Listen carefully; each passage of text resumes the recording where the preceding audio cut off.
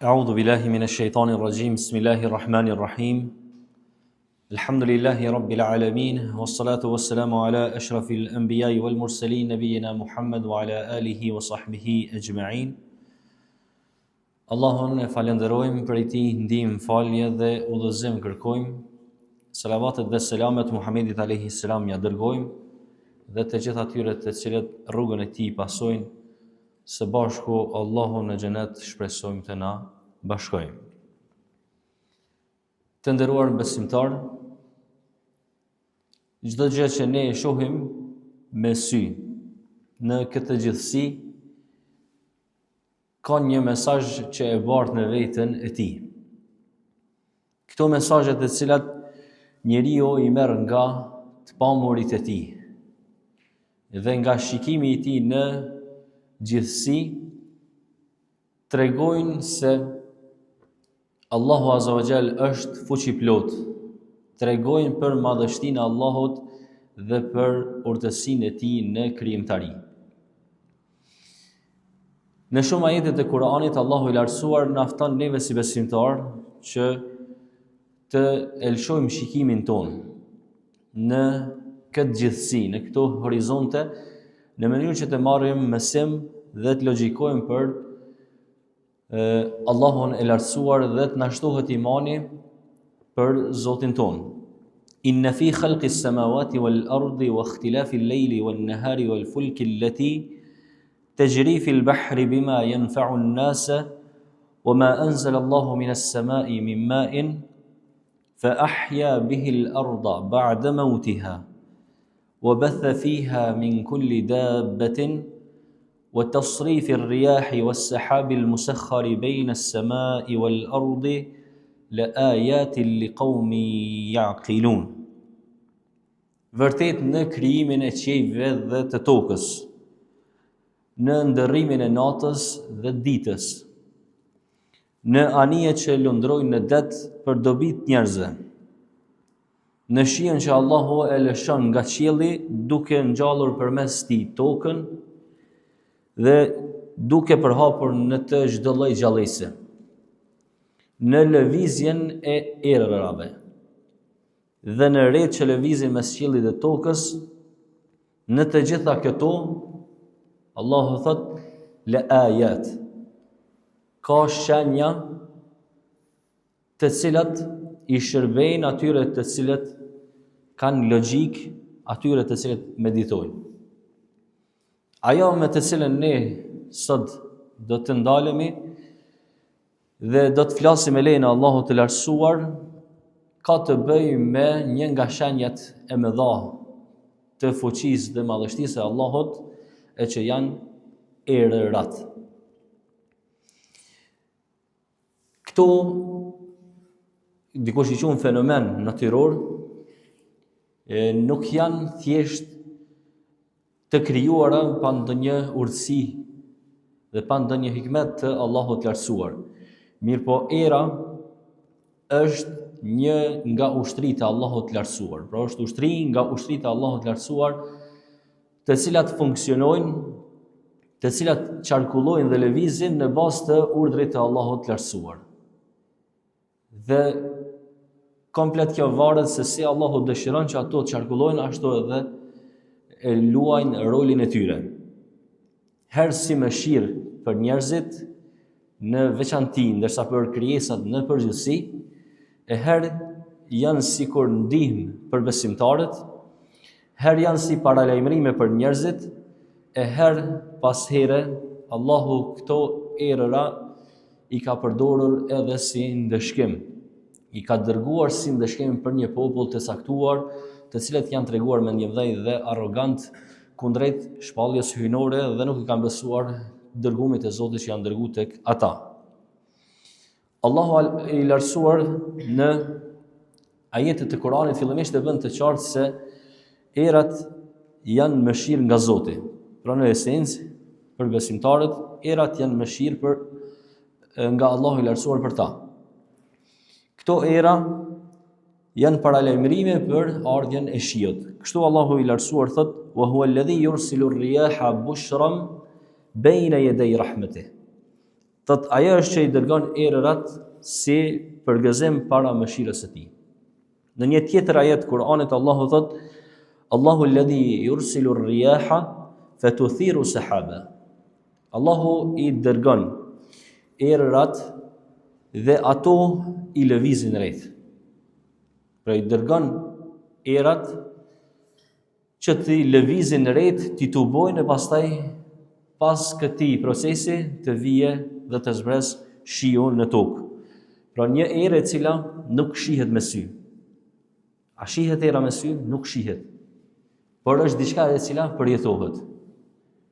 Edhe njeriu e vren se ka një lëvizje. Mirë po nuk shihet, si trup nuk shihet. E diçka që nuk shihet me sy, Allahu Azza wa Jalla e ka bërë që me lëviz një trup që janë rreth, pra rreth të mëdha, të dendura, era i bardhë dhe i tubon, dhe kështu Allahu Azza wa Jalla e dërgon shiun në një vend dhe i furnizon njerëzit dhe krijesat dhe ringjall tokën pas vdekjes së saj, pra pas thatësisë. Cilat janë dobitë e erërave? E para është se erat e sjellin shiun. Pastaj ka në rol tjetër, dobi tjetër, erat e pastrojnë ajrin. Pra, e pastrojnë ajrin prej një vendi, e heqin ajrin e keq, ajrin e ndotur dhe sjellin ajrin e pastër dhe kështu, domethënë, përmes lëvizjes së erës pastrohet edhe ajri. Rol tjetër dhe dobi tjetër për njerëzit është se erat i bëjnë lëvizjen e anijeve në det. Për cilave anije, se tashmë në kohën moderne ne jemi dhe dim se anijet me shumicë funksionojnë me motor, i cili domethënë është me naftë ose me benzinë ose me diçka tjetër, me çka funksionojnë anijet. Mirë po në të kalumën anijet me velat që kanë qenë, ato i ka bardh era. Dhe këtë rol e ka luajtur, domethënë e ka luajtur era që i kanë ndihmuar anijeve të lëvizin. Pastaj rol tjetër, dobi tjetër për njerëzit dhe për bimët është se erat e bajnë shpërndarjen e farave dhe polenit. Ka bimë të ndryshme të cilat fekondohen, të cilat barthen prej njerëz të tjetra dhe kështu përmes erës ato edhe e japin frytin e vet. Pastaj rol tjetër ka era që e freskon tokën. Keni pa kur ka nxehtësi të madhe. Kur është temperatura shumë e lartë gjatë verës, kur është nxehti më i madh kur nuk lëviz fare era. Mirëpo kur del era e bën freskimin e tokës. Hiqet ajo nxehtësia e madhe që përjetohet.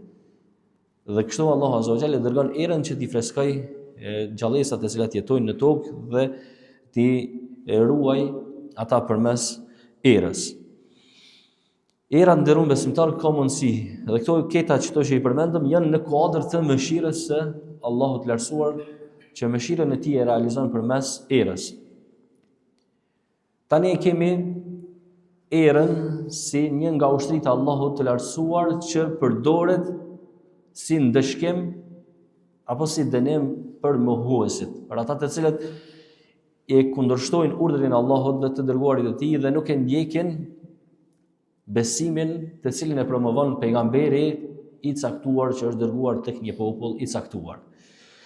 Kështu e kemi historinë e popullit të Adit, një nga popujt të cilët Allahu Azza wa Jalla ka sjell historinë e tyre, shembullin e tyre se si i kanë ndëshkuar pas dërgimit të pejgamberit Hud. Te ky popull i ka ftuar shumë kohë dhe nuk e kanë besuar Allahun e lartësuar. Ky ishte një nga popujt më të fuqishëm të cilët e kanë jetuar tokën.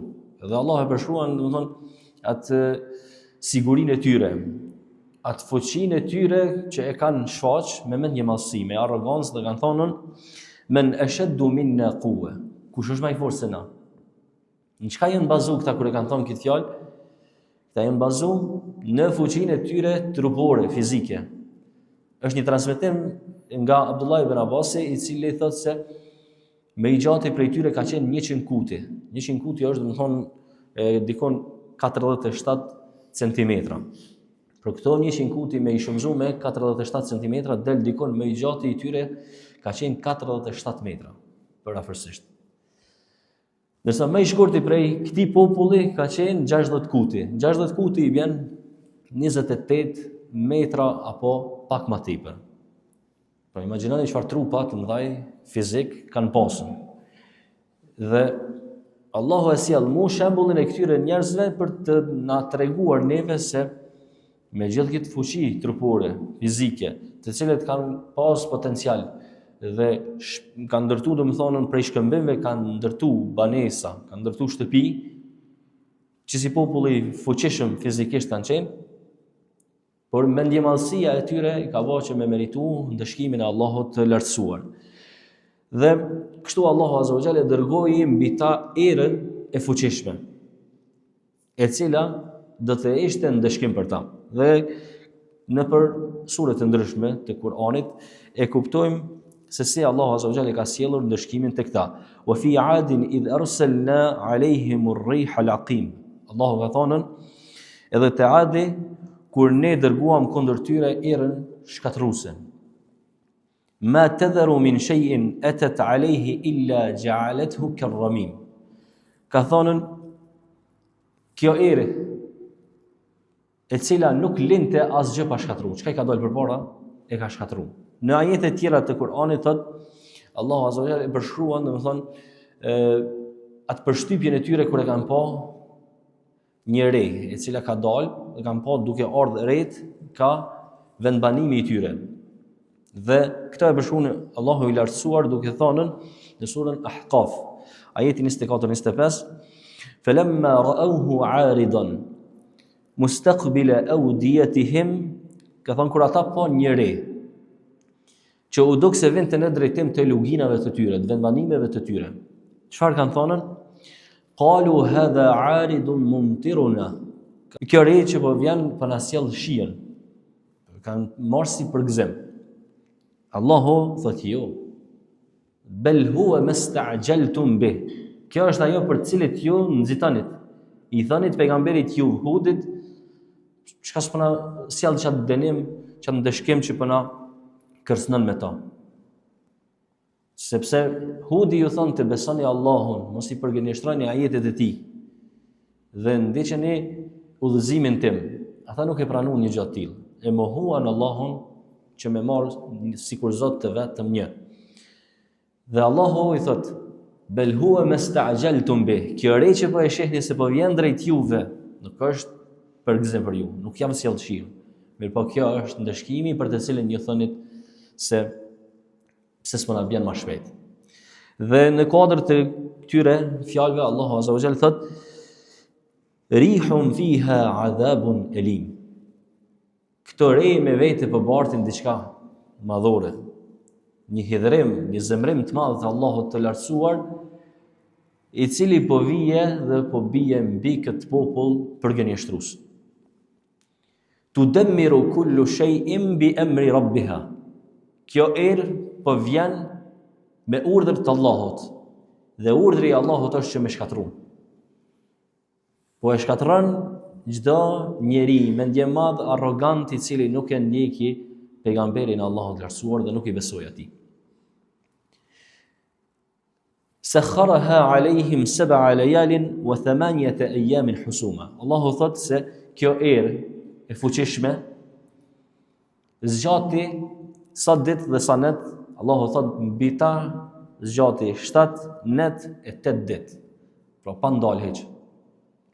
Në ajete tjera të Kur'anit Allahu i lartësuar thot kur përfundoi ky proces, ky hidhrim, ky zemrim i madh i Allahut të lartësuar mbi ta, thot i shihje trupat e tyre sikur trupat të palmave të hurmeve të shtrim për tokë, sikur kur nxirren, domethënë, trupi i palmës dhe hedhet në tokë. Kështu kanë qenë trupat e tyre nga ndëshkimi i Allahut që është realizuar përmes kësaj ere të fuqishme. Allahu na rujt. Të nderuar besimtar, kur fryn era ne e marrim si një proces të zakonshëm, normal, kur ka erë. Kur na bjen neve, kur na tërheq vëmendjen era, atëherë kur na jemi mbrana në shtëpia tona dhe e nimat fishlimin që e bën. Që atëherë thon ku çfarë frymë e madhe është. Dërsa pejgamberi alayhis salam sa herë që shihte ndonjë re të dendur që po vije drejt vendbanimit të tij. Dhe sa herë që kishte era, friksohej shumë nga kjo gjë. Për çfarë arsye? Edhe kjo është vrej domethënë fytyrën e tij, sallallahu alaihi wasallam. Këtë gjendje e përshkruan kush bashkëshortja e të dërguarit alayhis salam, Aisha radhiyallahu anha, thotë se sa herë që kishte re të dendura ose frym, pejgamberi sallallahu alaihi wasallam shihej i shqetësuar në fytyrën e tij. Prandronte gjendja e tij, nuk qeshte derisa kalonte ky proces. Dhe thotë e pyeta të dërguarin alayhis salam, i thash ja Rasulullah, në suaza të njerëzorës, gjithë njerëzit kur ka re të dendura ose kur ka frym, erë, këtë njerëzit gëzohen. Për çfarë arsye? Se inshallah po do me rashi. Edhe ne kemi këtë. Krejt njerëzit e marrin këtë proces se pas këtij procesi po vjen shiu inshallah. Thotë pse gjendja jote është kështu? Pse je i shqetësuar? Dhe ky shqetësim po manifestohet në fytyrën tënde. Thotë e çka më siguron mu nga ndëshkimi i Allahut se këto re të cilat po vinë dhe kjo erë e cila po fryn nuk është me vete duke bartur hidhërimin, zemrimin, ndëshkimin e Allahut të lartësuar. Pra kjo gjendje e pejgamberit alayhis salam çfarë na mëson neve që këtë proces natyror mos me marrën hajgare, mos me utall me të, mos me na kalu sikur kur gjë s'është duke ndodhur. Mirpo me pas frikë Allahun e lartësuar sepse era është një nga ushtritë e Allahut të lartësuar që mund ta godas një vendbanim, mund t'i godas disa njerëz të cilët meritojnë hidhrimin e Allahut të lartësuar. Çfarë thot Allahu për këto shenja? Thot wa ma nursilu bil ayati illa takhwifa. Do ne nuk i dërgojmë shenjat veçse për friksim. Pra thamë se era është një nga shenjat e Allahut, që ka paralajmërim për to. E Zoti po i dërgon këto shenja për friksim të njerëzve.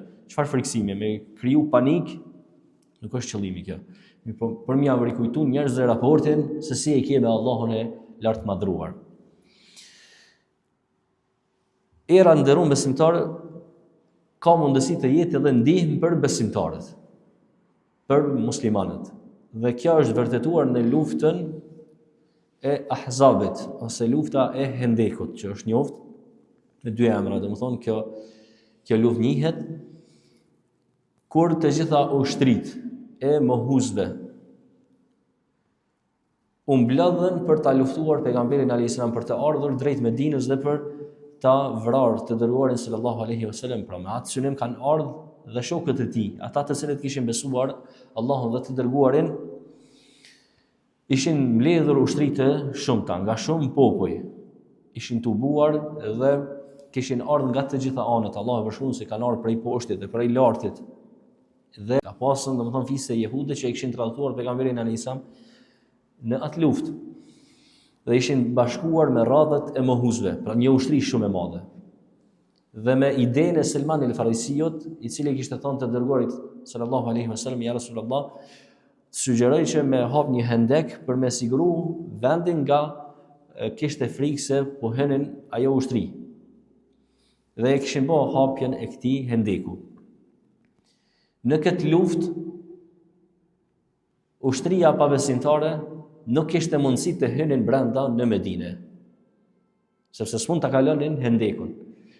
Dhe kjo luftë ka zgjatë, sipas disa transmetimeve, ka zgjatë 3 javë apo 1 muaj. Pra ka variant 3 javë, ka variant 1 muaj apo 4 javë. Ka zgjatë kjo periudhë. Dhe në këtë luftë besimtarët kanë zonë me u dobësu, sepse ka ndodhur rrethim. Dhe imagjinoni për 20 apo 30 ditë më kanë një të gjendje ti, ta në kohën je rrezik për jetë. Dhe çfarë vështirësie jetësore, njeri as mund të zhvilloj asnjë proces të jetës në normalitet. Dhe si ka përfunduar kjo luftë? Kjo luftë ka përfunduar duke dërguar Allahu i lartësuar erë dhe duke i rrëzuar tendat e pabesimtarëve. Sepse ata kishin ngritur tenda për të qëndruar aty derisa t'ju mundsohet hyrja në Medinë dhe për t'i luftuar muslimanët. Kështu Allahu e dërgoi këtë erë, ja rrëzoi tendat, ja fshuti zjarrin dhe i mbushi zemrat e tyre me frikë. Era i mbushi zemrat e tyre me frikë. E këtu vërtetohet se era është një nga ushtritë e Allahut që Zoti e përdor si ai dëshiron. Dhe kështu ndodhi edhe përfundimi i kësaj lufte dhe ushtritë pabesimtare u tërhoqën mbrapa dhe përfundoi lufta. Allahu i ndihmoi besimtarëve me erën që e dërgoi mbi ta. Çfarë duhet të bëjmë ne si besimtar kur fryn erë? E para është të kemi frikë Allahun e lartëmadhëruar. Pra kjo frikë, thamë se duhet të jetë frikë e cila nuk qënë panik, jo me po panik ku po na gjon diçka, mirë po frikë e cila të bën ty me të shtu madhërimi jot në zemrën tënde për Allahun e lartëmadhëruar. Pra jo frikë për me të kriju panik. E dyta, me bë shumë istighfar, me kërku falje për mëkatet e cilat ne i bëjmë, sepse istighfarit i ndihmon njerëzve që të mos preken nga ndëshkimi i Allahut të lartësuar. Wa ma kana Allahu mu'adhibahum wa hum yastaghfirun. Allahu nuk është që i ndëshkon ata përderisa kërkojnë falje, istighfar. E treta me radhë të bëjmë duan të cilën na mësoi pejgamberi alayhis salam duke e bërë ai vet. Ka një dua të cilën ne duhet ta bëjmë kur fryn erë. Kjo dua thot kështu: Allahumma inni es'aluka khayraha. Pejgamberi alayhis salam pra është lutur kështu, ka thonë: o Allah, kërkoj prej teje të mirën e saj, të mirën që gjendet brenda saj dhe të mirën me të cilën është dërguar. Wa a'udhu bika min sharriha wa sharri ma fiha wa sharri ma ursilat bih. Thot pejgamberi sallallahu alaihi wasallam: o Allah, kërkoj mbrojtjen tënde prej të keqes së saj, nga e keqja që gjendet brenda saj dhe e keqja me të cilën është dërguar. Kjo është duaja të cilën ne si besimtar duhet ta themi kur ka era apo fryn era të mëdha. E katërta me radhë është kurse si nuk lejohet që ne ta shohim erën. Allahu na ruaj. Por nuk lejohet me e shoh erën. Për shkak se ka hadith direkt që pejgamberi alayhis salam ka thonë: la tasubur rih, mos e shani erën, sepse ajo sjell mëshirë dhe ndëshkim me vete. Pse nuk lejohet me e shoh për shembull motin, nuk lejohet me shoh erën, nuk lejohet me shoh shiun, apo këto fenomene natyrore të cilat ndodhen? Për arsye se këto janë në kuadër të dëshirës dhe vullnetit të Allahut. Ato nuk kanë ndikim vetvetio, nuk lëvizin vetvetio, mirë po ato janë të urdhëruara. E kush e ka dhënë urdhrin? Allahu i lartëmadhëruar, për arsye se këto nuk janë vetë vepruese. Por Allahu i ka thonë të lëvizin kështu. Cilat janë përfundimet nga kjo temë? Erat nderuar besimtar pra na rikujtojnë neve fuqinë e Allahut të lartësuar. Kundrejt kësaj na tregojnë për dobësinë e njerëzit. Se sa është i dopt ky njeri i cili mposhtet me një erë. Pra tash tek historia që e përmendëm e popullit të Adit. Ata thanë se kush është më i fortë se sa na. E Allahu po dërgon një nga ushtritë e tij që nuk shihet me sy dhe po i mposht me një erë. Pra ti që po thu se nuk je i mposhtur dhe ti je më i fuqishëm në tokë, që unë ta dërgoj një nga ushtritë e mia që ti as nuk i sheh dhe ty të mposht. Edhe bile të sill nëpër ajër, edhe s'mund ti me e menaxhu as trupin tënd që e ke. Mos flasim po për gjëra tjera. Nevojën tonë për pendim. Era neve na rikujton se ne duhet kthehemi tek Allahu i lartësuar me pendim. Sepse çdo herë që ka një dalje nga normaliteti i këtij universi, njeri duhet kthehet tek Allahu me pendim. Kërkoj falje se ka një mangësi, ka gjunohat e cilat janë përhapur nëpër tokë dhe për atë arsye Allahu i dërgon këto ajete që t'i friksoj njerëzit dhe t'ia rikujtoj se duhet kthehen tek ai me pendim. Era të nderuar vëllezër besimtar e vërteton edhe një herë se njeriu me të gjitha gjërat e cilat ai është i aftë për me i ndërtu me duart e tij, me zotësinë e tij, me fuqinë e tij intelektuale ose fizike, era i tregon se krejta këto mund të mposhtën me diçka që nuk shihet me sy. Dhe këta e kuptojmë se një erë shumë e thjeshtë mund me rënu apo me prish një shtëpi. Një erë mund me shkatru një pasuri të ndërtuar, ndoshta me vite, mund me bën njërin prej njeriu më të pasur, me e shndru në njërin më të varfër. Dhe me u detyru edhe ndoshta edhe me lyp. Dhe këtë kjo ndodh për shkak të erës. Dhe njeriu mund t'ia marr jetën vetë kjo erë.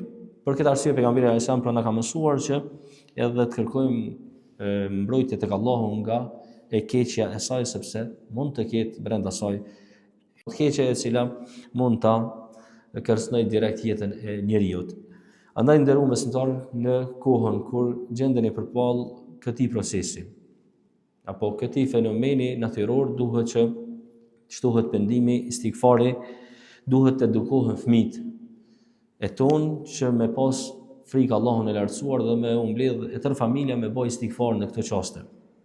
Dhe me kërku mbrojtje tek Allahu nga e keqja me të cilën është dërguar, dhe ne karshi këtyre ajeteve që Zoti i dërgon duhet marrim mësim dhe mesazhe e kurse mos të tregohemi të shkujdesur dhe të na kaloj ky moment, këto çaste sikur një moment i thjesht apo normal që njeriu nuk merr mësim prej tyre. Aqulu qawli hadha wa astaghfirullaha li wa lakum fastaghfiruhu innahu huwal ghafurur rahim. Allahu yashkur lift.